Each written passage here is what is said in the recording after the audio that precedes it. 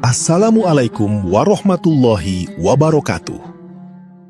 Pada suatu pagi, Raja Harun al-Rashid mengumumkan bahwa setiap orang yang datang ke istana wajib membawa hadiah untuknya. Para menteri pun berlomba-lomba menyiapkan hadiah paling mewah. Namun, di antara semua orang yang sibuk mencari hadiah, hanya Abu Nawas yang terlihat kebingungan. Anehnya, hadiah dari Abu Nawas justru membuat Raja Harun al-Rashid harus mengeluarkan uang dari kantongnya sendiri. Bagaimana semua itu bisa terjadi? Sebelum kita lanjut, tuliskan nama serta asal kota kalian di kolom komentar. Dan jangan lupa subscribe agar tidak ketinggalan kisah Abu Nawas berikutnya. Sekarang, mari kita mulai kisahnya. Assalamualaikum.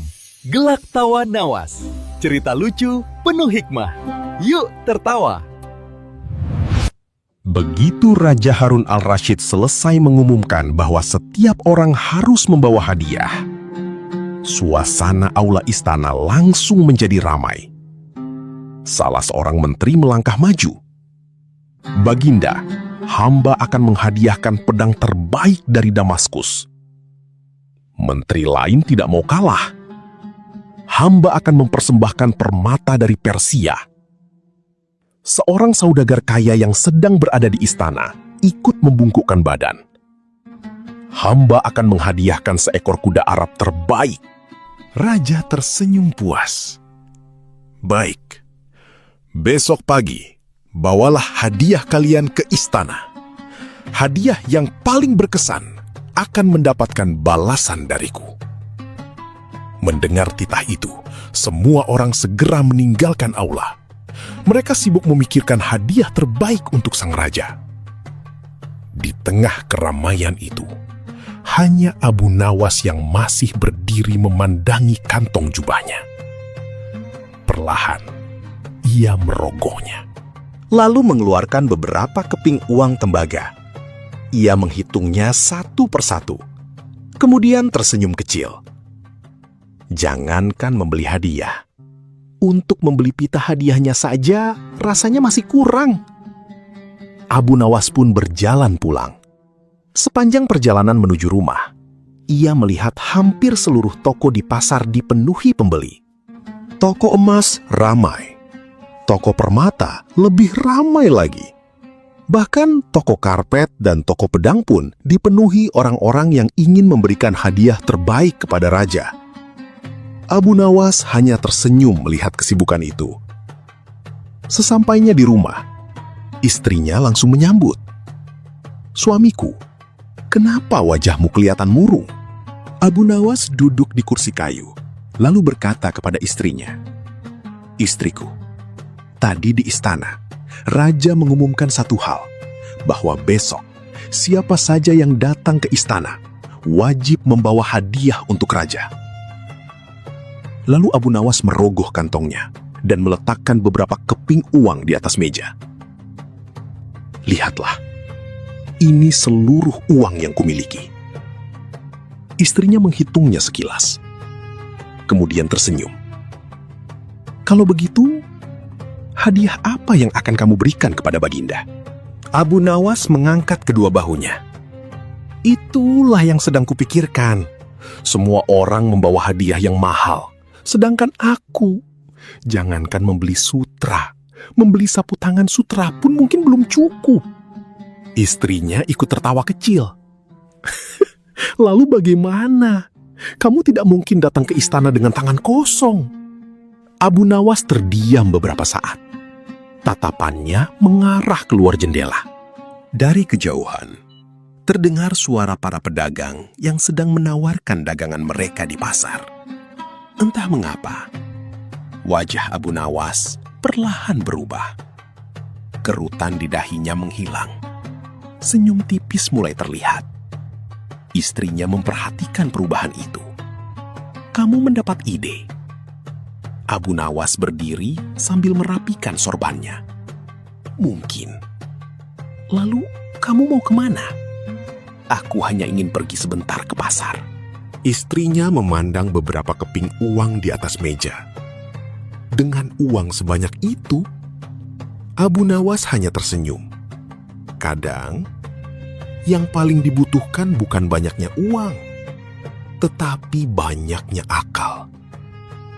Tanpa berkata apa-apa lagi, ia melangkah keluar rumah menuju pasar Baghdad. Tidak lama kemudian, Abu Nawas sampai di pasar.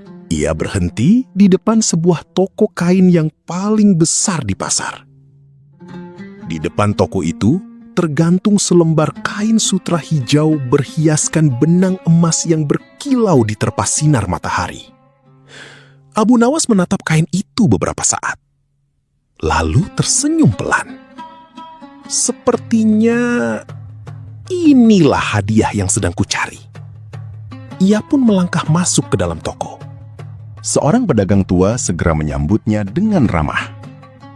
"Silahkan tuan, adakah yang bisa hamba bantu?" Abu Nawas memandang deretan kain yang tersusun rapi. Berbagai warna dan corak memenuhi dinding toko. Namun pandangannya berhenti pada selembar kain sutra hijau yang tergantung di bagian paling depan. Kilau benang emasnya tampak berpendar di terpa cahaya matahari. Abu Nawas menunjuk kain itu. "Tuan, apakah itu kain terbaik yang tuan miliki?" Pedagang tersenyum bangga. "Tepat sekali. Itu sutra terbaik yang baru datang dari negeri Persia. Banyak saudagar kaya ingin membelinya, tetapi belum ada yang sanggup menawar sesuai harganya." Abu Nawas mengangguk pelan. "Bagus. Aku memang sedang mencari kain yang paling istimewa." Pedagang semakin bersemangat. "Kalau begitu, tuan datang ke tempat yang tepat. Boleh hamba membungkusnya?" Abu Nawas tersenyum. "Boleh, tetapi sebelum itu, aku ingin menyampaikan satu hal." Pedagang memperhatikan wajah Abu Nawas. Dengan suara tenang, Abu Nawas berkata, "Sebenarnya, kedatanganku ke sini bukan atas keinginanku sendiri." Pedagang mengernyitkan dahi. "Maksud tuan?" Abu Nawas sedikit mendekat. "Baginda Raja Harun al-Rashid menghendaki kain sutra terbaik untuk sebuah acara di istana." Pedagang langsung membelalakan mata. "Baginda Raja?" Abu Nawas menganggukkan kepala. "Itulah sebabnya aku diminta memilihkan kain yang paling bagus." Pedagang tampak semakin yakin. "Wah, suatu kehormatan bagi hamba." Abu Nawas melanjutkan dengan nada santai. "Karena besok ada acara besar di istana. Tapi aku harus membawa kain ini sekarang juga, agar bisa langsung aku antarkan ke istana. Untuk soal pembayarannya, besok tuan bisa mengambilnya langsung di istana. Sekalian tuan menghadiri acara besar di istana." Pedagang terdiam sejenak. Ia memandang Abu Nawas, lalu memandang kembali kain sutra itu. Di benaknya, tak mungkin ada orang yang berani membawa nama raja untuk urusan seperti ini. Apalagi, Abu Nawas sudah sangat dikenal sebagai orang kepercayaan Baginda. Keraguannya pun perlahan menghilang. Pedagang tersenyum lebar. "Baiklah, kalau memang untuk Baginda, hamba percaya." Dengan hati-hati, ia mengambil kain sutra tersebut. Kemudian membungkusnya menggunakan kain pelindung berwarna putih. Setelah selesai, ia menyerahkan gulungan sutra itu kepada Abu Nawas. "Semoga Baginda berkenan." Abu Nawas menerimanya dengan kedua tangan. "Terima kasih tuan. Kebaikan tuan tidak akan kulupakan." Pedagang membungkukkan badan. "Hamba yang seharusnya berterima kasih sudah dipercaya menyediakan kain untuk Baginda." Abu Nawas tersenyum tipis. kemudian melangkah keluar dari toko sambil membawa gulungan kain sutra itu. Pedagang tua berdiri di depan tokonya. Wajahnya tampak penuh kebanggaan. Karena besok, ia sendiri akan datang menghadiri acara besar di istana. Pikirannya sudah membayangkan bahwa Baginda Raja akan memberikan uang yang lebih untuknya. Dan semua orang pasti akan terkejut bahwa sutra termahal yang Raja beli adalah sutra dari lapaknya. Sementara itu, Abu Nawas terus melangkah pulang menuju rumahnya. Gulungan kain sutra berada di pelukannya. Senyumnya tetap tenang, seolah-olah ia sudah mengetahui apa yang akan terjadi berikutnya. Keesokan paginya, aula utama Istana Baghdad tampak jauh lebih meriah daripada biasanya. Para menteri berdiri berbaris sambil membawa hadiah terbaik mereka. Di sisi lain aula, beberapa saudagar kaya juga tampak menunggu giliran untuk menghadap Raja Harun al-Rashid. Tak lama kemudian, suara tabuhan genderang memenuhi ruangan. Raja memasuki aula. Seluruh hadirin serempak membungkukkan badan. "Selamat pagi, Baginda." Raja menganggukkan kepala. "Hari ini, aku ingin melihat hadiah yang telah kalian siapkan." Satu persatu para menteri maju. Menteri pertama mempersembahkan pedang dari Damaskus. Pedangnya berkilau dengan gagang berlapis emas. Raja tersenyum. Indah sekali. Menteri berikutnya membawa sebuah peti kecil berisi permata dari Persia. Kilau batu-batu mulia itu membuat beberapa orang berdecak kagum. Hadiah yang luar biasa. Setelah itu, seorang saudagar menghadiahkan seekor kuda Arab pilihan. Kuda itu tinggi, gagah, dan sangat terlatih. Raja tampak puas menerima seluruh hadiah tersebut. Namun, kali ini giliran Abu Nawas. Abu Nawas sejak tadi berdiri paling belakang, sambil memeluk sebuah gulungan kain yang dibungkus rapi. Raja tersenyum. "Abu Nawas, bagaimana dengan hadiahmu?" Abu Nawas melangkah maju. Ia membungkukkan badan. "Hamba hanya membawa hadiah yang sederhana, Baginda." Perlahan, ia membuka pembungkus kain tersebut. Sesaat kemudian, hamparan kain sutra hijau berhiaskan benang emas terbentang di hadapan raja. Seketika, aula menjadi hening. Beberapa menteri saling berpandangan. Mereka tidak menyangka Abu Nawas mampu membawa kain semewah itu. Raja bangkit dari singgasananya. Beliau mengusap permukaan kain dengan kedua tangannya. Lembut sekali. Benang emasnya juga sangat halus. Raja tersenyum lebar. "Abu Nawas, ini hadiah yang sungguh indah. Aku sangat menyukainya." Abu Nawas hanya membungkukkan badan. "Semoga Baginda berkenan." Suasana aula dipenuhi senyum. Bahkan beberapa menteri mulai mengangguk kagum. Mereka mengira kali ini Abu Nawas benar-benar berhasil memberikan hadiah yang paling berkesan. Namun, belum sempat raja menyimpan kain sutra itu, terdengar suara seseorang dari luar aula. "Baginda, mohon izin menghadap." Seorang pengawal segera membuka jalan. Masuklah seorang pedagang kain sambil membawa sebuah buku catatan kecil. Raja memandangnya heran. "Siapa engkau?" Pedagang itu membungkukkan badan. "Hamba pedagang kain dari pasar Baghdad, Baginda." "Ada keperluan apa?" Pedagang menjawab dengan polos. "Hamba datang untuk menerima pembayaran kain sutra yang kemarin dibeli atas perintah Baginda." Seluruh aula langsung sunyi. Raja mengernyitkan dahi. "Pembayaran? Pedagang mengangguk mantap. Benar Baginda, kemarin Abu Nawas datang ke toko hamba. Beliau mengatakan bahwa Baginda menghendaki kain sutra terbaik, dan hamba diminta mengambil pembayarannya langsung di istana. Raja perlahan menoleh ke arah Abu Nawas. Para menteri ikut menoleh.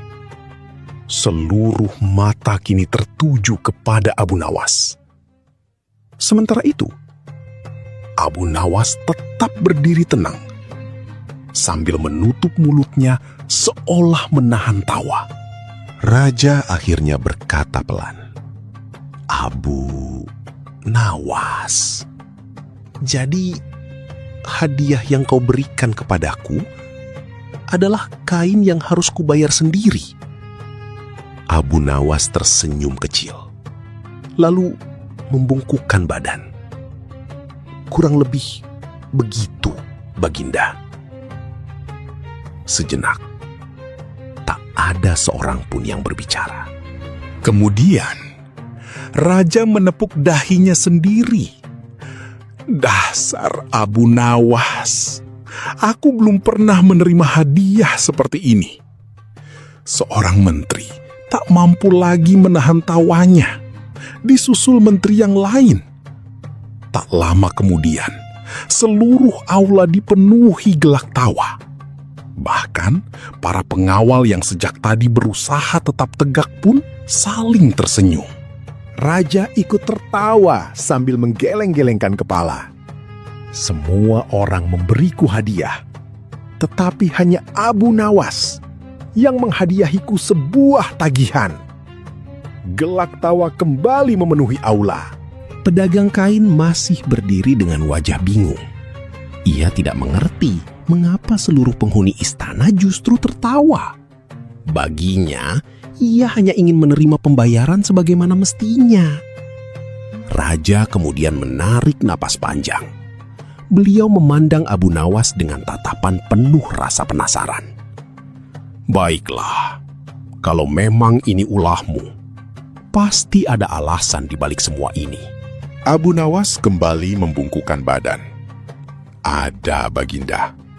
Tetapi, izinkan hamba menjelaskannya setelah urusan pedagang ini selesai terlebih dahulu." Raja tersenyum tipis. "Baik, aku ingin mendengar penjelasanmu." Sementara pedagang masih memegang buku catatannya dengan bingung, seluruh penghuni istana menunggu apa lagi yang akan dilakukan oleh Abu Nawas. Suasana aula kembali hening. Semua mata masih tertuju kepada Abu Nawas. Pedagang kain masih memegang buku catatan di tangannya. Sementara Raja Harun al-Rashid duduk di singgasananya sambil menatap Abu Nawas dengan wajah setengah kesal, setengah penasaran. "Baiklah Abu Nawas, sekarang jelaskan, mengapa kau melakukan semua ini?" Abu Nawas membungkukkan badan. "Hamba mohon ampun terlebih dahulu, Baginda." Raja tersenyum tipis. "Itu berarti memang ada akalmu di balik semua ini." Abu Nawas mengangguk pelan. "Benar, Baginda. Hamba memang tidak mempunyai cukup uang untuk membeli hadiah yang layak dipersembahkan kepada Baginda." Beberapa menteri saling berpandangan. Abu Nawas melanjutkan, "Tetapi, hamba juga tidak ingin datang ke istana dengan tangan kosong." Raja masih memperhatikan wajah Abu Nawas. Lalu, Abu Nawas tersenyum kecil. "Karena itulah, hamba mencari satu-satunya orang yang mampu membantu hamba memberi hadiah kepada Baginda." Raja mengangkat alis. "Siapa?" Abu Nawas menoleh ke arah pedagang kain. "Beliau." Seluruh aula kembali tersenyum. Pedagang itu sendiri tampak kebingungan. "Aku?" Abu Nawas mengangguk. "Benar. Kalau Tuan tidak mempercayaiku, tentu kain itu tidak pernah sampai ke istana." Pedagang tersenyum malu. "Itu memang benar." Raja ikut tersenyum. "Tetapi, Kenapa justru aku yang harus membayar? Abu Nawas membungkukkan badan sekali lagi. Karena kain itu sekarang sudah menjadi milik Baginda. Dan hamba tidak mungkin menghadiahkan sesuatu yang belum menjadi milik penerimanya. Beliau tertawa keras. Dasar Abu Nawas, kau benar-benar pandai mencari jalan. Seluruh aula kembali dipenuhi gelak tawa. Raja kemudian menoleh kepada bendahara istana. Bayarkan harga kain itu. Bendahara segera membawa sekantung uang emas. Pedagang kain menerimanya dengan kedua tangan. Ia berkali-kali membungkukkan badan. Terima kasih Baginda. Hamba tidak pernah menyangka akan berdagang langsung dengan raja. Raja tersenyum. Sebenarnya, yang berdagang denganmu bukan aku, tetapi Abu Nawas. Semua orang kembali tertawa. Pedagang pun akhirnya ikut tertawa. Ia baru benar-benar memahami kecerdikan Abu Nawas. Setelah suasana mulai tenang, Abu Nawas kembali mengeluarkan beberapa keping uang tembaga dari kantong jubahnya. Ia menghampiri pedagang. "Tuan, ini uang." Pedagang terkejut. "Untuk apa, Tuan?" "Aku hanya memberitahumu bahwa ini adalah uang, Tuan." Seluruh istana kerajaan pecah oleh gelak tawa. Raja pun ikut tertawa sambil menepuk sandaran kursinya. Pedagang pun juga ikut tertawa terbahak-bahak. Setelah tawa mulai reda, Abu Nawas lalu berkata, "Mohon maaf, Tuan pedagang. Tadi hanya bercanda agar Tuan tidak terlalu tegang. Uang ini sebagai tanda terima kasih, karena Tuan sudah percaya kepadaku." Pedagang buru-buru menggeleng. "Jangan. Kalau bukan karena Tuan, mungkin kain terbaik di toko hamba masih tergantung sampai hari ini. Justru berkat Tuan, nama toko hamba sekarang dikenal sampai ke dalam istana." Abu Nawas tetap mencoba menyodorkan uang itu. Namun pedagang menolak sambil tersenyum. "Hari ini, hamba memang menjual 1 lembar kain. Tetapi, hamba mendapatkan kehormatan yang jauh lebih besar." Abu Nawas akhirnya menyimpan kembali uangnya. Ia membungkukkan badan. "Semoga Allah melimpahkan rizki kepada Tuan." "Amin," jawab pedagang dengan wajah penuh syukur. Raja memperhatikan keduanya sambil tersenyum. "Abu Nawas, hari ini bukan kain sutra itu yang menjadi hadiah terindah." Abu Nawas mengangkat wajahnya. "Lalu apa, Baginda?" Raja tersenyum hangat. "Kau berhasil membuat seluruh istana tertawa. Dan sudah lama istana ini tidak dipenuhi tawa seperti hari ini." Seluruh aula mendadak hening. Beberapa menteri menganggukkan kepala. Mereka sadar, ucapan raja memang benar. Hadiah paling berharga hari itu bukan pedang, bukan permata, bukan pula kain sutra, melainkan tawa kebahagiaan yang dibawa oleh kecerdikan Abu Nawas. Abu Nawas membungkukkan badan. "Hamba bersyukur apabila Baginda berkenan." Raja kemudian berdiri dari singgasananya. "Mulai hari ini, kalau Abu Nawas membawa hadiah, aku akan bertanya dulu, ini hadiahnya atau tagihannya?" Seketika, seluruh aula kembali dipenuhi gelak tawa. Bahkan Abu Nawas sendiri ikut tertawa sambil mengusap janggutnya. Di tengah tawa itulah, hari yang penuh kejutan itu akhirnya berakhir. Dan kisah tentang hadiah paling aneh yang pernah diterima Raja Harun al-Rashid terus dikenang oleh seluruh penghuni istana Baghdad selama bertahun-tahun. Selesai sudah perjalanan Abu Nawas di istana Baghdad. Hari itu, seluruh penghuni istana dibuat tertawa oleh kecerdikan Abu Nawas. Siapa sangka, selembar kain sutra yang awalnya hanya sebuah hadiah, malah berubah menjadi tagihan yang harus dibayar oleh raja sendiri. Bagi sebagian orang, peristiwa itu mungkin hanyalah sebuah kelucuan. Namun di balik tawa yang memenuhi aula istana, tersimpan satu pelajaran yang begitu indah. Abu Nawas memang dikenal sebagai sosok yang cerdik. Bahkan banyak orang menyebutnya licik. Namun, kecerdikan Abu Nawas hampir selalu digunakan bukan untuk menyakiti orang lain. Ia menggunakan akalnya untuk mencari jalan keluar ketika keadaan terasa buntu. Ia mampu mengubah suasana yang tegang menjadi penuh senyuman. Ia mampu membuat orang yang semula marah akhirnya ikut tertawa. Dan mungkin itulah sebabnya kisah-kisah Abu Nawas tetap dikenang hingga hari ini. Bukan karena tipu dayanya, melainkan karena ia selalu mengingatkan kita bahwa akal yang baik akan menjadi lebih berharga apabila dipadukan dengan niat yang baik pula. Saudaraku semua, dalam kehidupan sehari-hari, kita sering dihadapkan pada berbagai persoalan.